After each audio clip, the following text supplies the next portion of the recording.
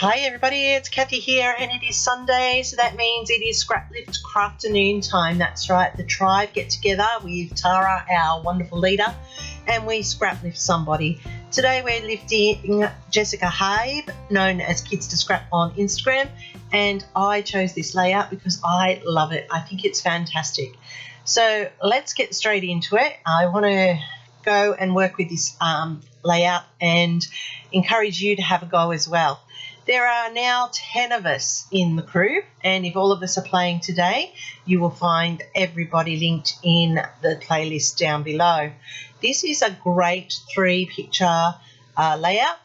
It looks very simple, but it is actually quite a great complex little piece when put together.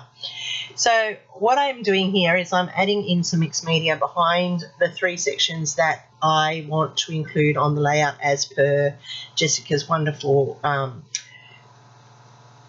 stimulus that she's providing for us. So what I've done is I've gone through with my stencil and I'm using rusty hinge through that stencil, and then I'm adding in this stamped weave like a Hessian or a burlap print, and I'm just putting it strategically around the layout.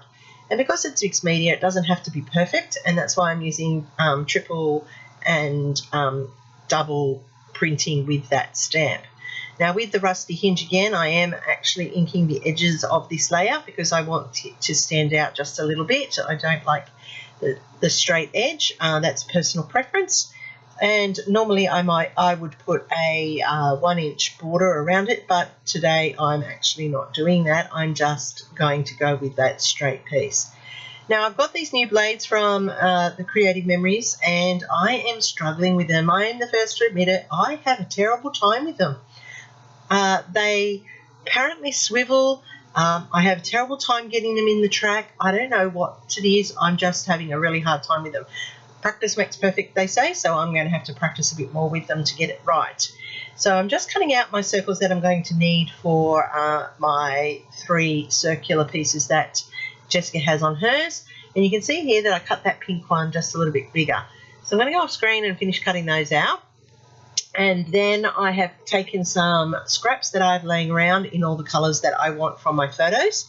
And I'm going to create the square panel backgrounds that you can see on Jessica's original in behind the circles.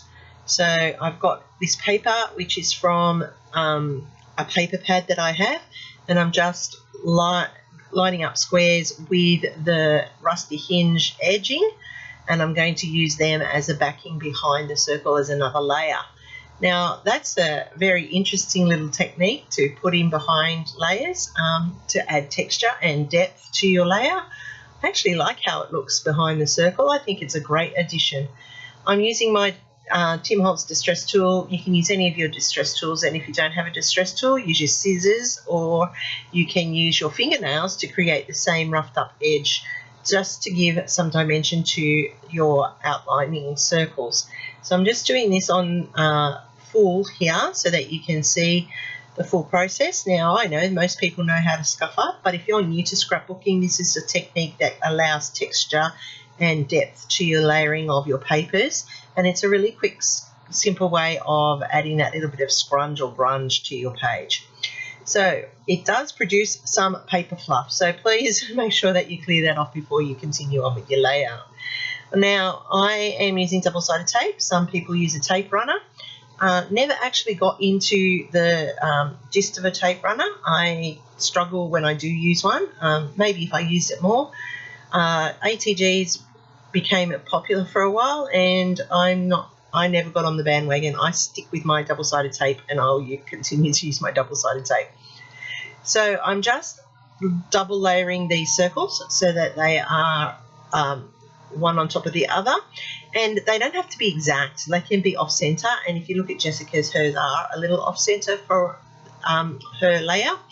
Now I am putting down these sets of 4 to create a mat under the circle, and you will see this one that I'm particularly working on at the moment. I will later move because I've actually put it up a little bit too high. I need it to come down a little bit further just because of the size of my photos. Now Jessica has used what looked to me like 3x3 photos, but I actually have kept mine for the most part at 3.5 by 5, and that's because the image takes up the whole photo frame that I have taken. When I take my photos, I actually fill my photo with the key thing that I'm looking for, so that's why I don't have much background to cut loose of my photos at times. So I have cut down one where I had a lot of loose background which was superfluous to the photo, so I was able to reduce it in size, and that helps to balance out the layout a little bit more.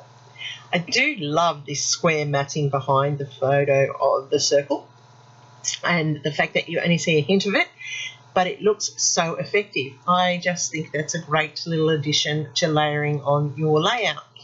Now, for my photos, I have matted them with colours from the layout, and I am popping them up because of the distressed circles, but I want to give them a bit of dimension so that I can tuck in my embellishments in a moment, which you will see happening. Now, these photos were taken in 2023 at Christmas time when we went to the Hunter Valley Gardens for the Christmas lights.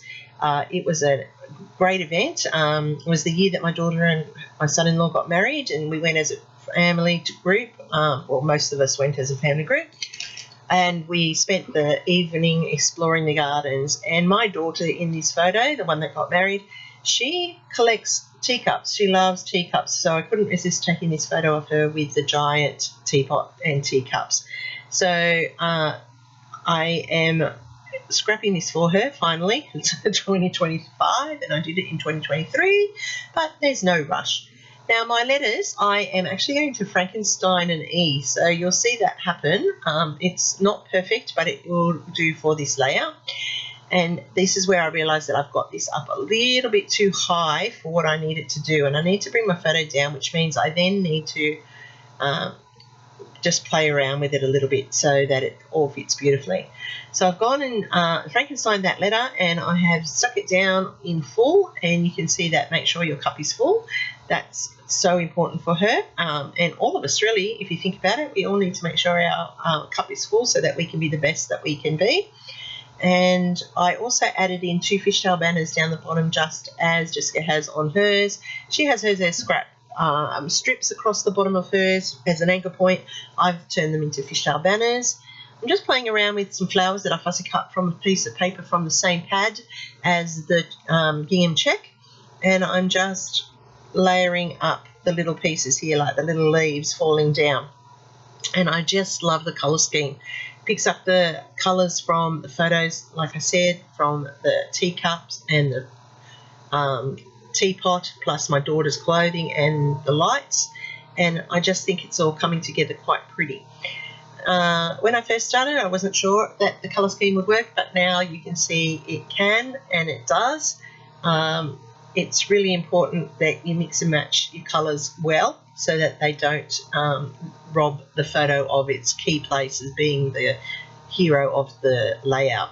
So I'm just using my T-ruler here, and I'm using it to help me rule in a border in the 2 corners here. I sometimes like to do that to finish off, and I'm just going to do a little bit of messy sewing scribble there, and I'm going to faux stitch around each of the circles to lift them up in the layout and bring them up off that background. Just that little bit extra detail that is going to make a difference with the overall appearance of the layout. And I must say, I really do like how this has come together. I will apologise because at the very end I do add word stickers, word phrases to the photos because I don't know, I forgot to do it and I just added them, but you will see those in the close-ups. I'm just looking at it here, contemplating how I'm going to finish off my layout, and I've decided that to set up my visual triangle I'm going to use the black pops of colour, but I'm not going to put them directly into the clusters. I'm actually going to put them into the corners of the layered square under the circle, so that will draw your eye automatically around the layout to each of those photos quite easily. I flick underneath, and this is a little technique that I learnt a long time ago, that if you flick under the pops of colour or Nouveau drops, they will flatten out and they give an even look and an appeal, and when they dry they look like enamel dots. So that's a little tip and secret which I've passed on to lots of people, but I tell you, I learned it from someone else in the first couple of years of my scrapping. So this is my final layout. I love how this has come together. Thanks, Tara, for coordinating this every single week, where we go and we pick a layout from a scrapper who has a smaller following and we want to boost their following on Insta. Go and check them out. As I said, all links will be down below, and I hope I've earned enough of a thumbs up from you, because that lets YouTube know that you like what I'm producing for you. And if you haven't already subscribed, please do so. I really do want to grow my channel, and it costs you nothing to subscribe. Happy scrapping, everybody. See you real soon, and here's my next video for you. Catch you over there.